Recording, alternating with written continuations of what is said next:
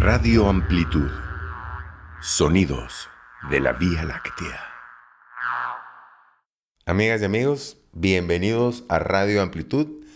Estamos aquí con Rafa de nuevo en nuestro podcast número 12, El rostro de la muerte. Es la segunda parte del capítulo 4. Llevamos en la tercera parte del libro. Y este capítulo lo dividimos en dos, porque es un capítulo pues bastante pesado, ¿no? Hay mucha acción, están sucediendo muchas cosas. Y además que es bastante largo por eso, ¿no? Y lo dividimos en dos. Así es que bienvenido, Rafa. Yo soy Giacomo Bonafina. Rafa Rosal. Nada, es... Recordar todo esto siempre me va a emocionar un poco, porque el podcast anterior terminamos cuando venimos todos emocionados con las energías esas hasta arriba del recibimiento que nos dio la población en Santiago Atitlán, ¿verdad? Y Santiago siempre fue clave, ¿verdad? Ahí Pancho tiene un libro que se llama Sierra Maestra y habla mucho incluso de la relación con Machine Mon y que ya tuvo él después, ¿verdad? O cuando yo ya no estaba ahí. Pero sí, Santiago Atitlán siempre fue un lugar súper especial, ¿verdad? Y pues como... Ay, se me trabe.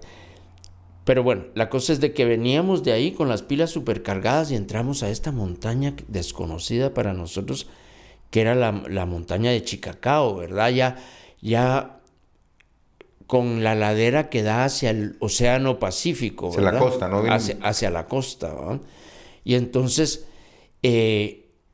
para mí era una cosa increíble. Yo nunca había andado en una montaña. Y era de verdad que habían nutrias en los riachuelos y como el Edén, mano. Era una maravilla de montaña, ¿verdad? Pero nos perdimos porque no conocíamos. Nos perdimos, ¿verdad? Y entonces anduvimos dando vueltas por la montaña, a pesar de las brujas. Bueno, nos perdimos en el terreno, ¿verdad? Pero sí sabíamos en qué lugar estábamos del mapa, ¿verdad? Pero la cosa es de que se nos acabó la comida, por ahí alguien empezó con diarrea y de ahí, como es con la familia, ¿verdad? Como cuando a alguien le da gripe en tu casa, que a todo el mundo le da gripe, ¿verdad? Pues igual es en la guerrilla, ¿verdad? Estás demasiado juntos, demasiado viviendo como una familia, que cuando alguien se enferma es difícil que no se enferme nadie más, ¿verdad? Entonces todos caímos con diarrea, ¿verdad? Entonces, como no teníamos médico, mil usos, ¿verdad? Yo venía de familia de médicos, yo era el que más o menos podía por lo menos llevar el botiquín y atender algún golpe pequeño, ¿verdad? Pero ya de cirugías y eso no, ¿verdad? Pero yo andaba de enfermero en ese momento. Y bueno, así fue. Exacto. Bueno, pues vamos a escuchar esta segunda parte del capítulo 4, que le hemos puesto El rostro de la muerte. Hay mucho que hablar después de esto, porque es un capítulo, pues una mitad del capítulo muy interesante. Pasan cosas pues que a cualquiera pueden impactar, ¿no? Que es ya por eso se llama El rostro de la muerte. Ya ustedes van, además, mucho tiempo en campaña llevan, ¿no? Creo 14 meses, una cosa así. Así que bueno, volvemos en un ratito. Yo soy Giacomo Bonafina, Rafa Rosal. No se olviden que el libro está físicamente en Amazon. Lo pueden pedir. También está el audiolibro en todas las plataformas, incluye Spotify, Audible, Audible, iTunes. Y bueno, en fin, ahí pueden ver tanto la pancarta que estamos poniendo, donde están todas. Y ahora pues estamos con lo del podcast y tenemos 3 productos. Así que volvemos en nada. Radio Amplitud. Sonidos de la Vía Láctea. La idea era explorar corredores de montaña que eventualmente nos permitieran realizar acciones conjuntas con los frentes vecinos y movernos de la costa a tierra fría lo más rápido posible. Al tercer día de marcha, comenzaron los primeros casos de diarrea.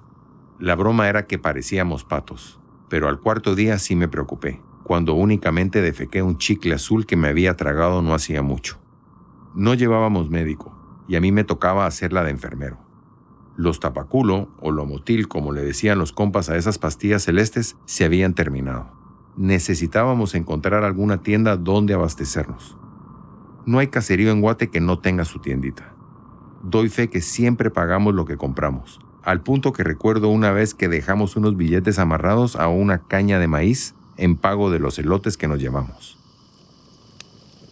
Comenzaba a caer la tarde y con ella subía la neblina que nos permitía hacer fueguito para calentar los huesos y el alma, compartir las vicisitudes de la jornada, evaluar el estado físico y moral del pelotón. Y la verdad, pues el estado no estaba muy bueno. Sería algún viento o tal vez la hora. Lo cierto es que nos comenzó a llegar el sonido de una radio que transmitía marimba para variar. Era la posibilidad de comer alguna tortilla caliente, cafecito, aunque fuera de calcetín, y comprar azúcar, frijol, arroz, aceite, latas de sardina, baterías para las linternas, cigarros, en fin, esas tiendas tienen de todo. Y nosotros ya teníamos como 2 días de prácticamente solo estar bebiendo tilapa. Nunca más he vuelto a comer sardina en lata. Javier mandó apagar el fuego y envió una exploración para ver qué tan lejos estaba ese rancho. No tardaron en regresar e informar que era la ranchería de una finca y que hasta una casa patronal de 2 pisos había. Todavía teníamos unas 2 horas de luz, así que se decidió tomar la finca con la principal misión de abastecernos, pero aprovechar para repartir lo que nos quedaba de panfletos. El recibimiento no fue como en el lago. Aquí más bien la gente se metía a sus ranchos, con miedo, tal vez creyéndonos del ejército, hasta que miraban a alguna compa y les entraba la curiosidad de saber quiénes éramos. A veces nos interesaba hacernos pasar por el ejército. Entonces las compas se metían el pelo entre la gorra y procuraban no acercarse mucho a la gente. La tienda afortunadamente acababa de ser abastecida. Nuestro encargado de abastos se puso a negociar con el dueño de la tienda. Pronto estábamos repartiendo todo en las mochilas. De nuevo a Pancho y a mí nos tocó entrar primero a la casa patronal, que si bien no era lujosa, sí era cómoda y contaba con todos los servicios. Junto a una grabadora vi cassettes que me recordaron a mis tiempos del americano, y no pude con la tentación de tomar algunos. Creímos haber revisado todas las habitaciones y nos dispusimos a retirarnos. Ya íbamos por el jardín frontal de la casa cuando a nuestra espalda escuchamos una fuerte detonación. Lo primero que hicimos fue tirarnos a tierra y buscar parapeto. No hubo más disparos. Julito permanecía parado y con el cañón de su escopeta aún humeando y señalando hacia el balcón del segundo piso. Escuchamos 3 pasos en el piso de madera y el sonido sordo de un cuerpo cayendo con todo su peso. Con su escaso español y con los nervios de lo que acababa de hacer, Julito nos explicó de un hombre mecho que se había asomado al balcón con una escopeta en la mano y él no dudó en dispararle. Volvimos a subir a toda carrera al segundo piso. Pancho ordenó ponerlo boca arriba y me preguntó si podía darle primeros auxilios. Veo al hombre en sus últimos estertores. Volteo impotente a ver a Pancho. Jeremías hizo ademán de quitarle el reloj. Pancho lo impidió. Tomamos la escopeta y nos fuimos lo antes posible. No recuerdo si alguien lo habrá cubierto con alguna manta. Después de 1 hora en retirada a paso veloz, llegamos a la orilla de un hermoso río verde turquesa que debíamos cruzar. Era un hermoso atardecer. Javier mandó a colocar contenciones y descansar. Llevábamos días sin comer. El lugar era perfecto para un picnic, y fue en eso en lo que exactamente se convirtió. La poza era profunda y en su centro resaltaba una piedra de la que pronto comenzaron a pasar en fila los compas, tirándose de clavado algunos y de bombita otros. La chascada sin límites. El placer en bruto de sentirse vivo, comido y descansado. En la grabadora portátil que habíamos recuperado en la casa patronal, comenzó a sonar Meo amigo Charlie Brown. Probablemente la última música que escuchó el finado. Pero nadie pensó en eso. La guerra es el mundo del aquí y el ahora. La muerte marca siempre el inicio de una guerra. Los próximos 14 meses no pararíamos de jugar al ratón y al gato con el ejército en un permanente ataque y huye. De Chicacao hasta la carretera panamericana, en lo que se conoce como la cumbre de Alaska, a más de 3,000 metros de altura. Desde Sunil hasta Pochuta, un teatro de operaciones gigantesco para los 20 y tantos combatientes que éramos. Mucho se debió mover el panal para que la respuesta del ejército fuera tan contundente. Sería la primera quincena de octubre del 79 y ya estábamos totalmente cercados. Javier mandó silencio y nos llamó a escuchar a Fidel, que en ese instante hablaba en directo desde Nueva York por Radio Habana. Era su famoso discurso de: hablo en nombre de los niños que en el mundo no tienen un pedazo de pan. La verdad es que pocos con la labia de Fidel. Creo que nadie ha roto aún su récord de más de 4 horas ante las Naciones Unidas de ese día. Al oscurecer pudimos ver las fogatas de 2 patrullas del enemigo. El paso obligatorio era subir por el zanjón que separaba a esos 2 filos de montaña. Tendría unos 500 metros de ancho. Y es el momento en que 25 seres humanos se convierten en uno, logrando una sincronía felina para no ser detectados. Ese sentimiento colectivo de alivio y fuerza al ver cada vez más lejos y abajo esos 2 puntos rojos hasta que el verde oscuro de la montaña los cubre y el frío de la nube te encubre y protege.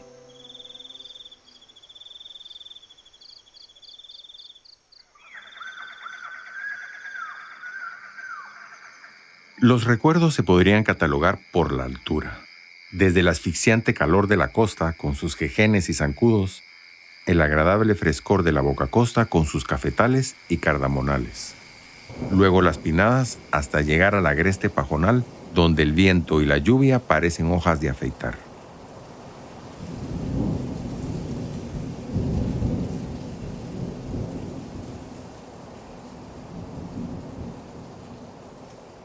No recuerdo cuántas noches caminamos para llegar a donde el Tat y la Nan. En la radio habían dicho que el ejército había matado muchos guerrilleros. Julito se nos adelantó para ir a callar a los perros y para que su familia no se asustara al oírnos llegar. Cuando llegamos, ya las 3 nueras y los abuelos estaban fuera de sus ranchos esperándonos, y volvimos a pasar en fila abrazándolos. Aquello ameritaba un buen caldo de gallina y algo de piquete también. Sabíamos que al menos por unos días estaríamos seguros, y pusimos postas en los 2 únicos posibles accesos. El Tata, sin consultarnos, mandó al mayor de sus nietos a traer al más principal de los principales, como le dicen a la autoridad ancestral de la zona, y a Julito y Lachito los mandó por un garrafón de cucha, que es el agua ardiente clandestino, que tenían escondido entre unos matorrales no muy lejos. Las palmadas de las mujeres torteando no tardaron en escucharse. Sacamos las latas de carne y leche condensada que nos quedaban y la marimba comenzó a sonar.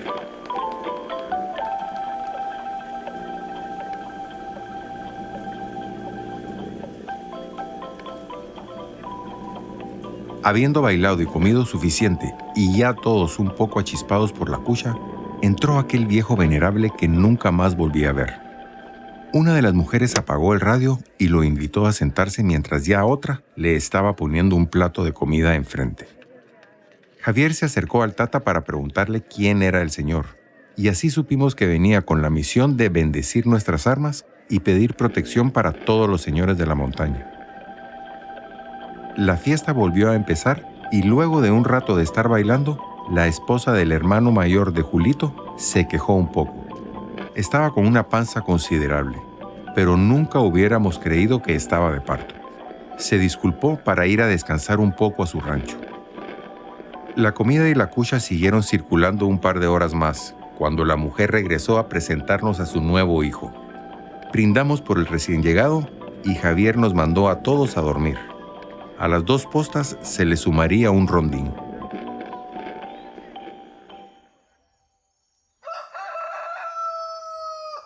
A la mañana siguiente nos despertamos con el primer gallo. Ya el tata y el otro abuelo estaban lavando una cantidad grande de candelas de todos los colores, mientras se turnaban en una interminable letanía de la que yo comprendía solo retazos. Pero me quedaba claro que invocaban al corazón del cielo y al corazón de la tierra, y que pedían que el fuego de las armas de los ejércitos no nos alcanzara, y que los ojos de los pájaros de hierro en los cielos no nos vieran nunca.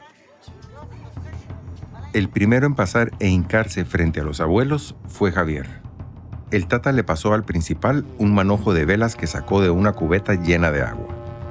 Se las puso sobre la cabeza sin la boina, luego sobre los hombros, por el pecho y la espalda, a lo largo de las piernas para que siempre tuvieran fuerza en el camino. Habiendo pasado todos por nuestra bendición, nos retiramos al campamento temporal al que habíamos bautizado como los Guineos.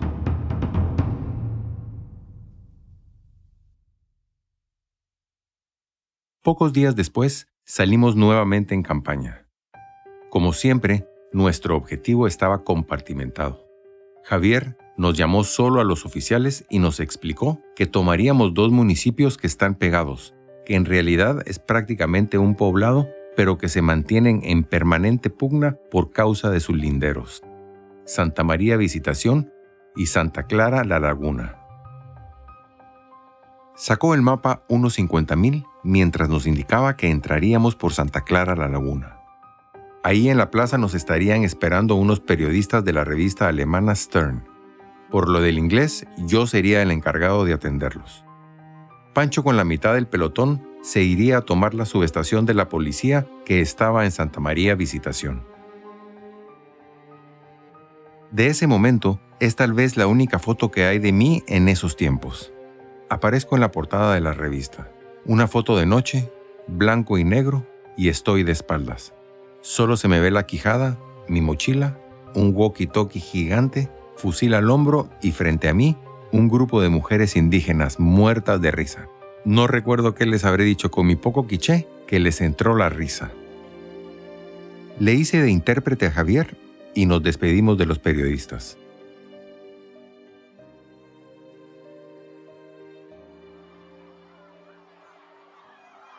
Cuando nos unimos a Pancho, ya tenía a 4 policías engrilletados, de espaldas a una pared pintada con los colores nacionales azul y blanco, y a una buena cantidad de gente rodeándolos, algunos gritándole a los policías y pidiendo que los fusiláramos. Pancho se había hecho pasar por el capitán García del ejército, y así pudo tomar control de la subestación. Tomé varias fotos, recuperamos un par de revólveres 38 viejos y ayudamos a los policías a que salieran huyendo hacia la carretera asfaltada, conteniendo a los señores más belicosos.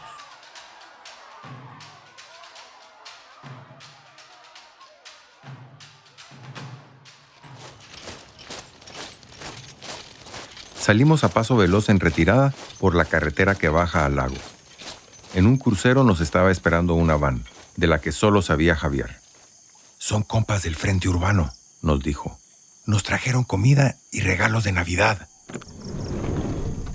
Una puerta deslizante se abrió y dejó ver a 2 compas.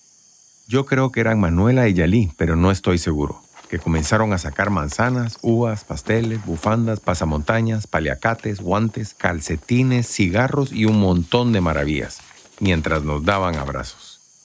Aquello no duró más de 10 minutos.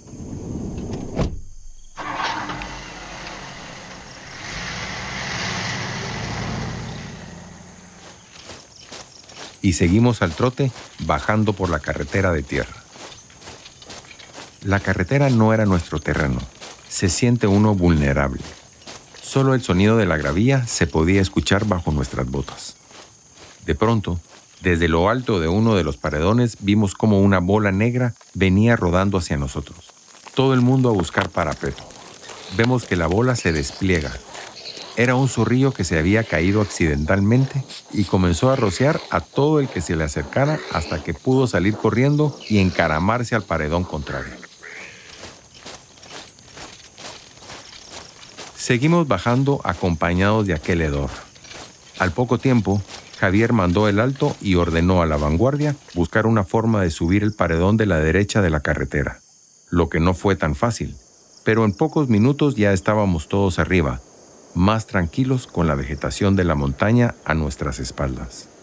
El lugar permitía una buena visibilidad de la carretera y una altura perfecta para organizar una emboscada. Pancho y el Patojo se quedaron con una escuadra, y el resto nos retiramos a la montaña en dirección a los Chirineles.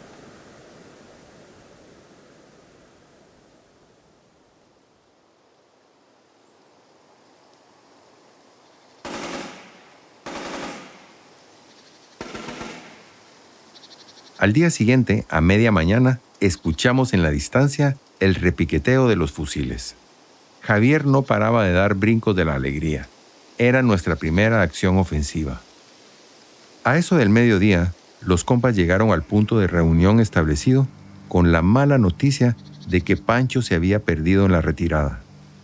El relato del Patojo, describiendo cómo se movían los cuerpos de los soldados al impacto de los proyectiles, no compensó el golpe de la desaparición de Pancho.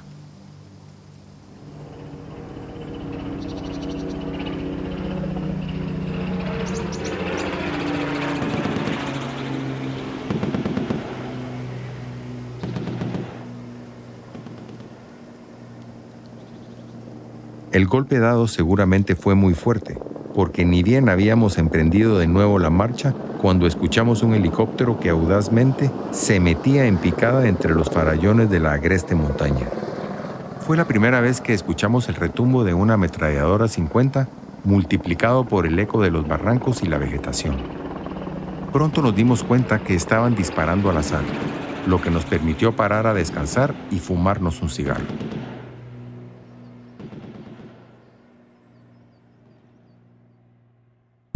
Radio Amplitud. Sonidos de la Vía Láctea. Bueno, estamos de vuelta después de escuchar El Rostro de la Muerte aquí en Radio Amplitud con Rafa. Y ya como Bonafina. Y pues es un momento, es un podcast es como intenso, ¿verdad? Es la primera vez de que el pelotón vive la muerte de alguien desde que habíamos abierto operaciones, ¿verdad?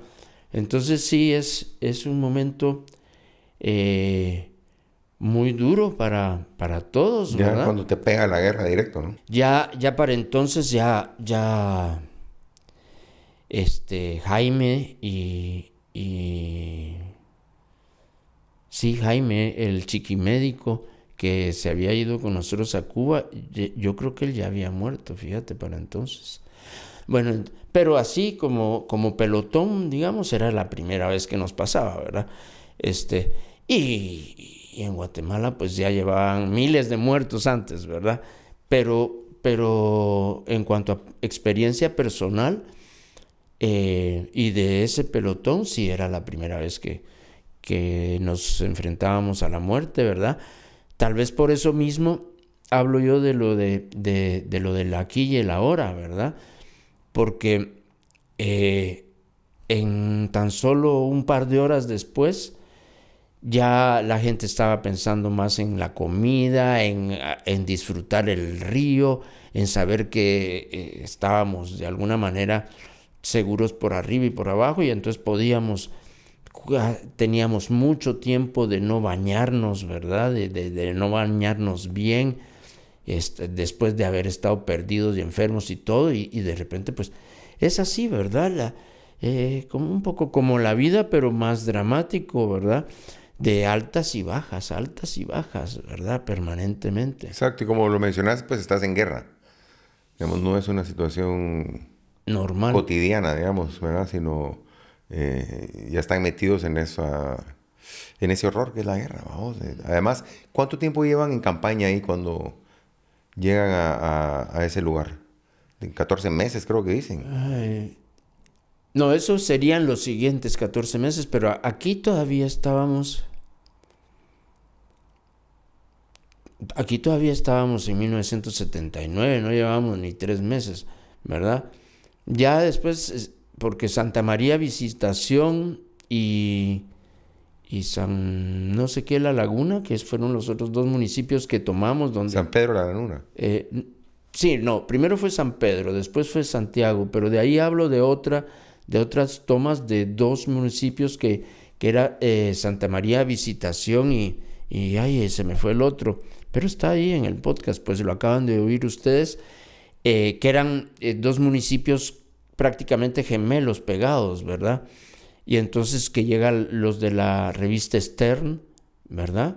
Esto ya fue lo que escucharon ahora. Exacto, donde salís en la fotografía, pues. Donde yo me vi en esa portada, fíjate, pero ya no sé quién tenía esa revista y nunca más la pude recuperar. Me comuniqué con la revista Stern en Alemania y me dijeron que comenzaron a digitalizar todo a partir de 1980. Entonces, no sé, tendría que... Ya digitalizar todo en 1980 ya era bastante adelantado. Imagínate, pues ese año ya no está. Entonces, sigo sin tener ninguna foto de... Tal vez algún coleccionista, ¿va? Alguna persona que tenga colección. O la propia revista, hay que ir a la hemeroteca, algo así, ¿no? Múnich, creo que es. No. En Múnich, creo que es la sede de Stern.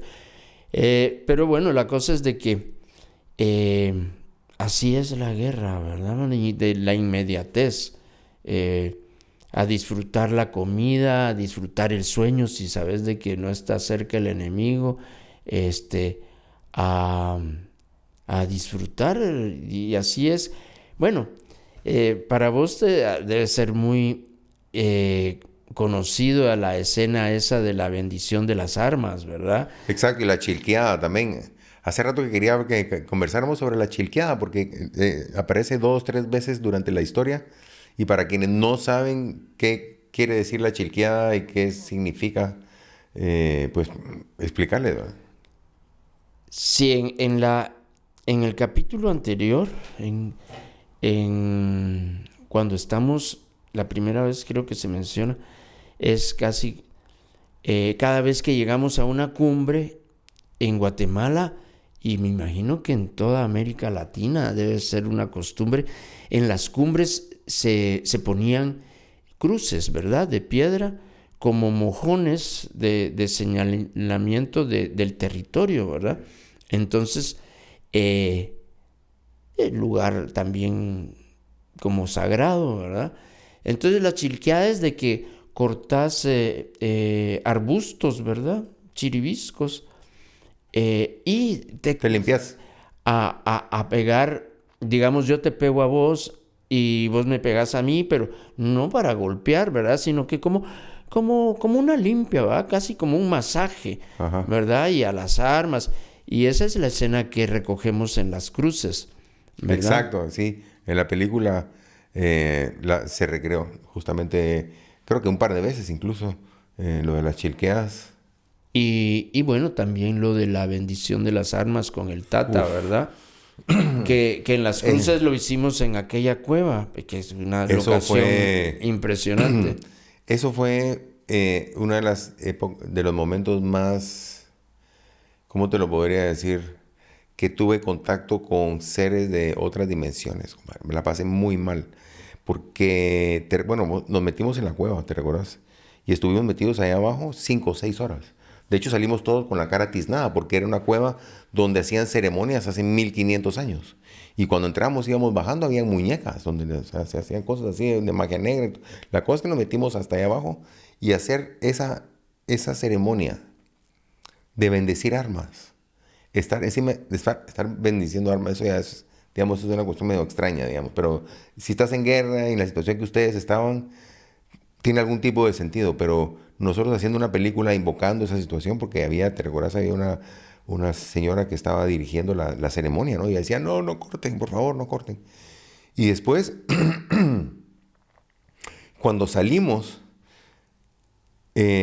pasaron cosas muy extrañas, ¿verdad? Y una de esas vos las viste y otras me pasó a mí que regresamos al cuarto y habían un poco como te pasó en Cuba, que utilizamos la cama de enfrente para poner nuestras cosas porque habían más camas y los hoteles en el interior por alguna razón no tienen muchos armarios y te ponen clavos para que colgues las cosas. Y ahí estaba un poco parecido y cuando regresamos abajo de mi cama habían 2 zapatitos de niños, fíjate. Como de un bebé de 1 o 2 años, chiquitillos. Y nosotros estábamos sentados ahí conversando lo extraño y lo mal que nos sentíamos de la vibra de haber estado tanto tiempo ahí abajo.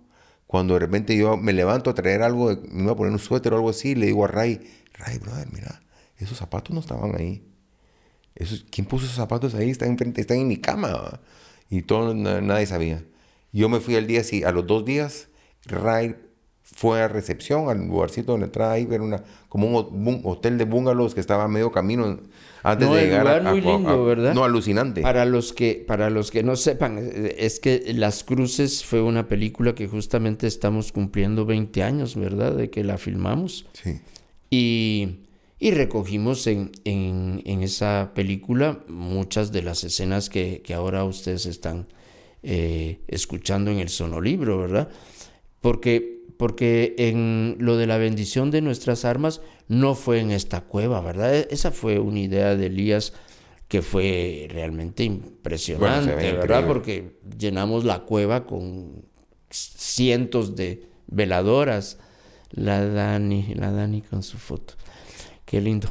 Pero bueno, la cosa es de que está lo de la archilqueada y está lo de la bendición de las armas, ¿verdad? De que ustedes escucharon en este último podcast. Y es eso, ¿verdad? De el sentirse que por lo menos por un momento no ha llegado todavía a tu día, ¿verdad? Como cuando vamos,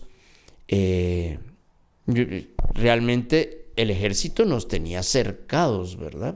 Totalmente cercados, y porque nosotros era un poco también la cosa esa del ratón y el gato, ¿verdad? Pero yo ahí creo que bromeo y digo que el gato no era tan gato, sino que más parecía león, ¿verdad? Y entonces en la noche que cuento ahí, ¿verdad? Vemos ahí dos fogatas, ¿verdad? Y fogatas de los soldados, evidentemente, ¿verdad? Entonces tener que pasar por en medio de ellos, teniéndolos allá y acá, ahí sí es donde te volvés gato, ¿verdad? Así como lo narraste vos bien, ¿verdad? Porque te va a dar la vida. Y como andás con ollas, era casi como cuando hacíamos ruido, era casi siempre porque una olla topaba con una piedra, ¿verdad? Y esas ollas, ¡pum! Que así ¿De como peltre o no? como bon, no, de aluminio. ¿De aluminio? De aluminio. No, los que eran de peltre eran nuestros platos y nuestros pocillos. Esos sí eran de peltre, que andaban todos despeltrados también. Y cuando mencionas ahí que todo el alimento que se llevaban, digamos, si era ganado, gallinas, lo pagaban. El tiempo que estuve yo, sí. Después no puedo garantizar. Pero bueno, les dejaba una bolsita ahí. Porque la guerra duró 13 años todavía. Sí, no, bueno, ¿verdad? ustedes, ¿verdad? Pero hasta donde yo viví, sí. Al punto, como digo ahí, de que nos llevamos unos elotes y amarrar una bolsita con unos billetes adentro porque sabemos lo que eso significa, ¿verdad? Y no eran 2 que 3 elotes, sino que, imagínate, si éramos 25 un surco, probablemente, y por lo menos 3 elotes por persona, ya iban 75 elotes, ¿verdad? ¿No? Entonces, sí, como marabunta, vamos. Además, pero pagando. Y así. Y las tienditas, cuando llegaban a las tienditas, ¿no les tenían miedo o yo se me asustaban? imagino que si yo me hubiera asustado, ¿verdad? De que de repente sentir que hay un montón de hombres armados, ¿verdad? El que se dieran cuenta de que no éramos el ejército los relajaba bastante, ¿verdad? O sea, el ejército tenía más mala fama que nosotros, por decirte algo. Porque de alguna forma los consideraba a ellos como del lado de ustedes, digamos, ¿no? Y Pues, por eso no eran muy dulces, digamos, con la población. no, y a veces el ejército se vestía como nosotros, ¿verdad? Para que la gente creyera que los que habían hecho esas barbaridades, Ok. habíamos sido la guerrilla, ¿verdad? Entonces, eso también se dio, ¿verdad? Mira que ni lo pongo en el libro. Pero, es que la guerra es horrible. La guerra es horrible porque, y repito, el fin último de cualquier ejército es el aniquilamiento o neutralización de las fuerzas vivas del enemigo, ¿verdad? Y en tanto ese es tu objetivo, pues siempre estás pensando cómo hacerle daño al otro, ¿ah? Y eso no puede ser saludable. Pues yo llevo ¿cuántos años? No sé, de aquello, y siento que siempre uno se tiene que estar limpiando, ¿ah, man? Chilqueándote de alguna Sí, forma. esto, el haber escrito el libro, hacer todo, Es chilquearte de alguna forma. es de alguna manera chilquearme y sacar todo eso a mano, porque lo militar, creo que eso no se va nunca, ¿va? Yo soy de repente sí muy en el detalle, muy la disciplina, puedo ser, ¿verdad? Igual se me va la vara y puedo agarrar, me encanta la fiesta, ¿verdad? Pero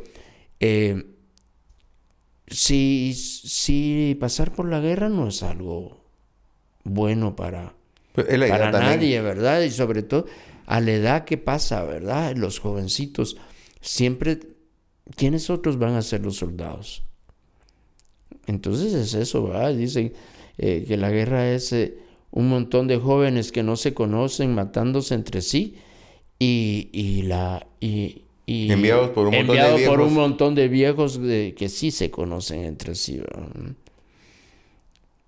Entonces, pues, no a los viejos. Bueno, también la idea del podcast y de tu libro, de lo que estamos tratando de hacer y de las cruces y bueno, de todo ese recorrido de decir que la guerra no es el camino, tampoco ni tu libro, ni el podcast, ni el audiolibro es glorificar la guerra, ni hacer que se sienta como algo cool, ¿no? Pero sí hay que contarlo y hay que describir todo de alguna forma un poco poética, artística, ¿no? Para que tratar de contar la historia de la mejor forma, pero tampoco es glorificar la guerra y decir que ese es el camino, ¿no? No, lo que pasa es de que sí es la guerra, y la guerra desde ¿cómo se llamaba aquel que el caballo de Troya y todo eso, y con Brad Pitt y toda la cosa? Es que la guerra de por sí es muy dramática, ¿verdad? O sea, es la confrontación más terrible que puede haber, que es una cosa que requiere cualquier historia, cualquier película, ¿verdad? O sea, la guerra siempre será cinematográfica, ¿verdad? Porque en el cine, por ejemplo, no sé si me estoy desviando, pero tal vez nos podemos desviar un poquito, ¿verdad? Siempre que vos querés hacer algo en cine, pones una idea y la llevas al extremo, ¿ah? Qué sé yo, un señor que todos los días hace tal cosa y si lo pones ya obsesivo, ya puede ser una situación cinematográfica.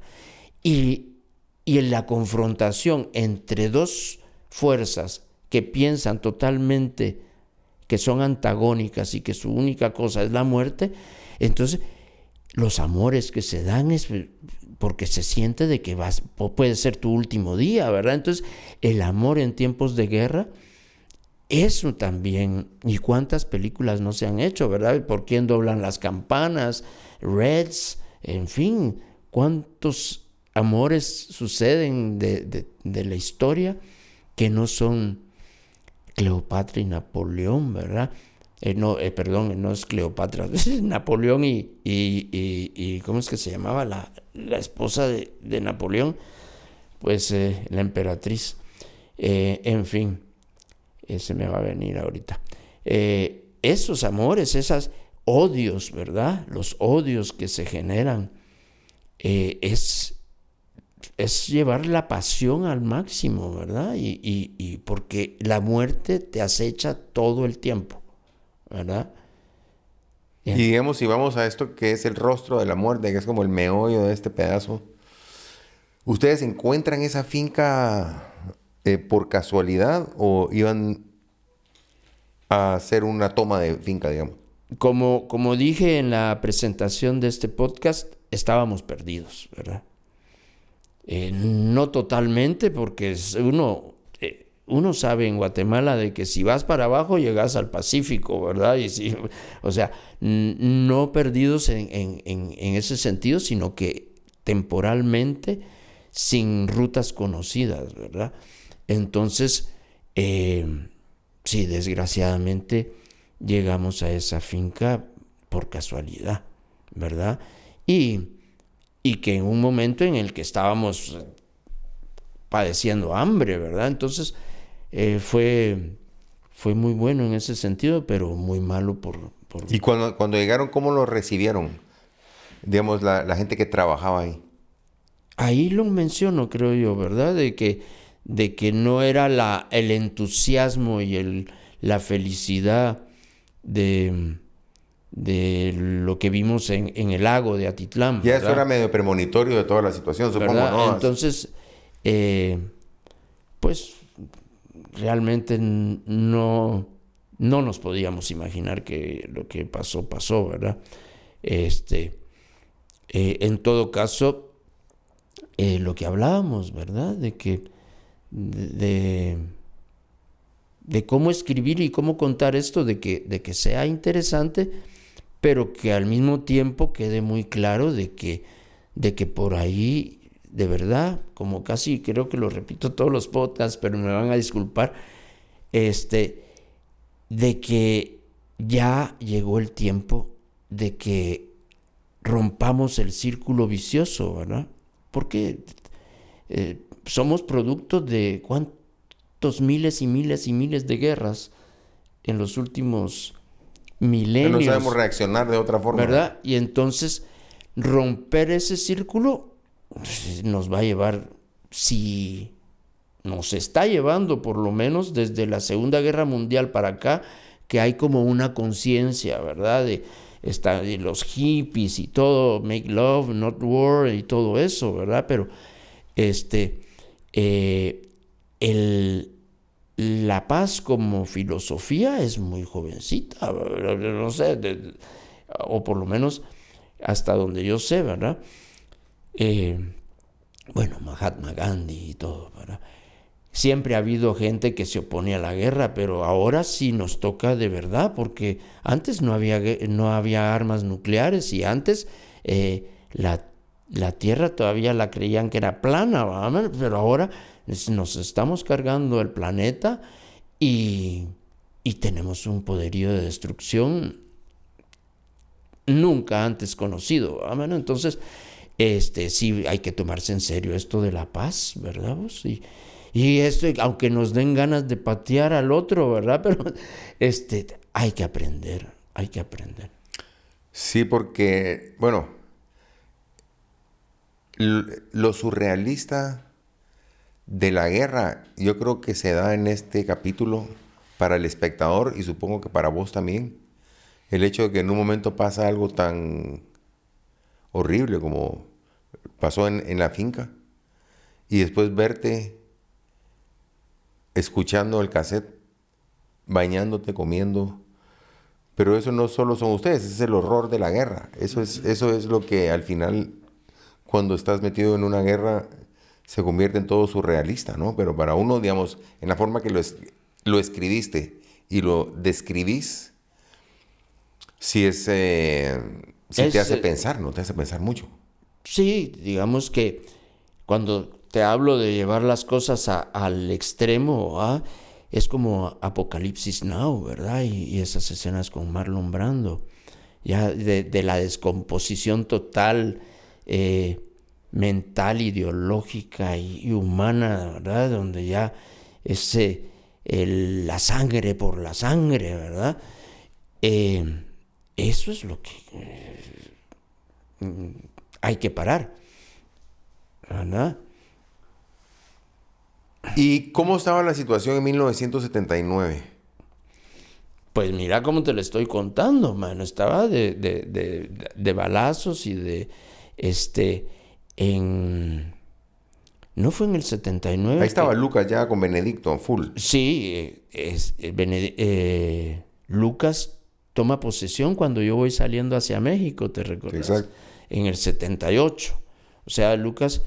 y Lucas creo que sí terminó su periodo sí, hasta el 82. Fue las elecciones que... ¿Verdad? Fue en la siguiente elección que ya aparece... Guevara, que era el general Guevara, que sí fue... Bueno, si todos eran un fraude, eso fue una cosa... No habían ganado y a ese fraude creo que Ríos Montt le da el golpe de estado con el triunvirato. Sí, ahí es donde le roban las elecciones, ¿verdad? No, a Ríos Montt se la roban al principio de los 70, ¿verdad? Cuando él está en ADC, llega Laugerud le entrega a Lucas le va a entregar a Guevara, pero era un fraude, pues. Entonces es cuando entra el triunvirato, da el golpe de estado y no deja que asuma el poder, digamos, porque ya había ganado las elecciones, si no estoy mal. Pues bueno, la cuestión es de que el 79 para nosotros era la apertura de hostilidades, ¿verdad? Y como lo hablamos en el podcast anterior, sí, el surgimiento de ORPA favoreció el crecimiento de las demás organizaciones. Había muchas manifestaciones, estaba pasando todo lo que en el ISCAM, ¿verdad? Todo lo que motivó que estamos hablando de tal vez un mes después, ¿verdad? El 30 de enero de 1980 es la quema de la Embajada de España, ¿verdad? Y entonces que baja el papá de Rigoberta a reclamar de que están quemando las aldeas y matando a la gente, ¿verdad? Y entonces... Sí, ya se había empezado a ir fuera de control contra la población civil. Ya estaba fuera contra la población. No, la guerra... Pues ya se había tomado como no fuera control. Yo digo, ahí no fue nada fuera de control, mano. Eso se llama política de tierra arrasada y es algo planificado y es asumido y se llama genocidio, ¿verdad? Que mucho hace pensar en el momento actual, ¿verdad? Sí, ese es el panorama de... Ahora que me decís cómo estaba Guatemala en el 79, pues ya ves que estábamos muy cerca de Navidad, porque llegan las compas después de que tomamos Santa María Visitación. En la panel. Sí, que vamos bajando con lo del Zorrillo, ¿verdad? Exacto. Y, o sea, estamos justamente por celebrar el Año Nuevo, que me parece que ha de haber sido... No sé, lo hemos de haber celebrado ya con el Tata y la Nández y toda esa cosa, ¿verdad? Cuando rompimos el cerco. Pero a nivel nacional, pues estaba horrible. En 1980, los peores años de la guerra en Guatemala fue del 80 al 83, principios del 84, ¿verdad? Y pues bueno, después en esos años, en el 80 justamente... el 30 de enero fue la quema de la Embajada de España, ¿verdad? Entonces imagínate lo convulso que estaba el país, ¿verdad? tan jodido que hasta Reagan tuvo que cortar la ayuda militar, ¿verdad?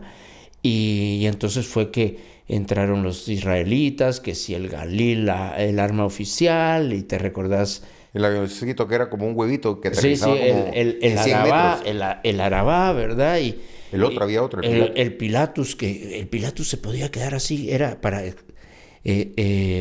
exploración. Pero avión, o sea, no Sí, helicóptero. no, era un avión. ¿Cómo era hecho para quedarse? Pero era así como, yo no sé, man, pero era bien extraño verlo por las noches porque hacía Estaban mapeando probablemente, seguramente. buscando calor, fue a una fogata. Una cosa así, man, pero en todo caso, sí, la guerra estaba en sus peores momentos ya, ¿verdad?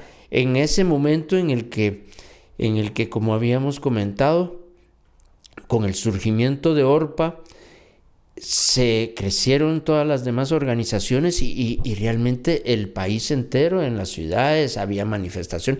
Estaba en una efervescencia revolucionaria, se diría en aquel entonces, ¿verdad? Casi preinsurreccional, yo digo que la oligarquía y el ejército sí se asustaron mucho, ¿verdad? Se asustaron mucho y no siempre el exceso de violencia es signo de poder, ¿verdad? Sino que también de miedo y de improvisación en un momento, ¿verdad? Y entonces se dio también bueno, eso lo vamos a hablar más adelante. Creo que tenemos un podcast que se llama Tsunami de Sangre. Y bueno, ¿qué nos hace falta ahorita de pues este podcast? la imagen de la Kij, ¿verdad? Del chamán que había llegado a bendecir las armas. Todo eso ya lo conversamos. Y cuando vos hablas de un rondín, ¿a qué te referías con los rondines? Es que dentro de la vigilancia nocturna, digamos, de un campamento, están las postas fijas, ¿verdad? Y el rondín el rondín que andaría dándole la vuelta al perímetro del campamento, ¿verdad? Y eso es... Alguien que está dando vuelta constantemente. Rondando, digamos. Por eso del rondín, ¿verdad? El rondín también, pues, dentro de sus tareas, que echarle más agua al frijol o echarle un poquito más de leña cuando se dejan frijoles de la noche para el desayuno, ¿verdad? Entonces el de la ronda se encarga de echarle leña, echarle más agua, fijar que no se quemen, qué sé yo, y que el fuego esté controlado, que no, y darle la vuelta, visitar a las diferentes postas, y ese sería el rondín, ¿verdad? Ok, y mira, cuando pasaban los helicópteros y tiraban al azar, era un poco para ver si ustedes respondían y localizarlos, ¿no? O ver si les pegaban igual. Pues nosotros nos dimos cuenta, ¿verdad? En esa primera vez, esa primera emboscada en la que Pancho se queda perdido, ¿verdad? Pues ahí nos dimos cuenta, ¿verdad? Que no estaban seguros dónde estábamos. Entonces, que nadie dispare, ¿verdad? Porque me imagino que lo hacen para provocarte, ¿verdad? Y ya si respondes, entonces ya solo les dijiste, aquí estoy, ¿verdad? Entonces, ahí sí te tiran con todo, ¿verdad? Pero sí, esa es una cosa que yo siempre reconozco, ¿verdad? La profesionalidad y la audacia, ¿verdad? De los pilotos guatemaltecos, mano. Entonces, o sea, con esos armatostes, ¿verdad? Porque no eran... Los Cobra, digamos, ¿no? No eran así como los últimos... Eran unos Bell, ¿verdad? Esos grandotones, ¿no? Eran unos Bell, ¿no? Habían varios, ¿verdad? Tenían, pero... creo que los más ligeritos que sí se podían meter eran Bell, me parece. Pero nunca, siempre andaban pidiendo que repuestos para helicópteros y esto y lo otro, porque así es con la aviación, ¿verdad? Si no tenés buen mantenimiento, pero sí muy, muy, muy audaces, ¿verdad? Se metían en lugares realmente que uno diría, ¿y cómo se metieron ahí, verdad? Buenos pilotos tiene Guatemala. Y como con las sardinas te pasó con los helicópteros, ¿no? Que creaste algún sentimiento así, que no puedo... Bueno, obviamente el helicóptero te da miedo, no te das como... No, yo ya después de firmar La Paz y yo trabajando allá y todo, ya me he montado en helicóptero varias veces, ¿verdad? Pero no es algo que me emocione demasiado. No, a mí lo que me molesta es el ruido. El ruido. O sea, el recuerdo... Cuando de que van oigo por vos, que por algún lugar, sí, siempre se me... Tun, tun, tun, tun, tun. Todavía, fíjate. Y lo otro que me dijiste, lo de el helicóptero, las sardinas. Sí, bueno, ese tipo de cosas. No, pero sí, las sardinas. El miedo, ¿no? A mí,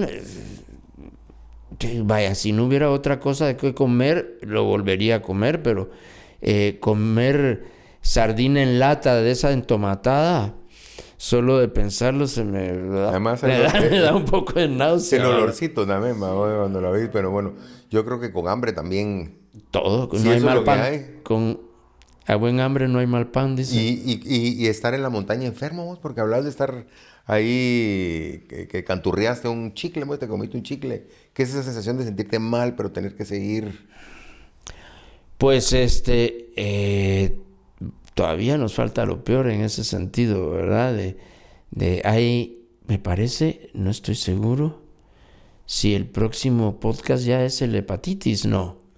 No, aquí es porque te están malos del estómago. Ah, sí, no, pues es que estar enfermo y que no esté tu mamá para hacerte apapache, ¿verdad? No, es horrible. Y si no tenés las condiciones, si no tenés... No has comido. Y andás perdido, entonces es mal, ¿verdad? A cualquiera le baja la moral estar así de que ya no tenés ni siquiera qué defecar, pero seguís con ganas de... Entonces... Es que seguramente ahí hay parásitos, amebas, qué sé yo, ¿verdad? Y bueno, es feo, pero si de por sí es feo estar enfermo, imagínate en esas condiciones donde estás en malas condiciones, pues o sea, es feísimo.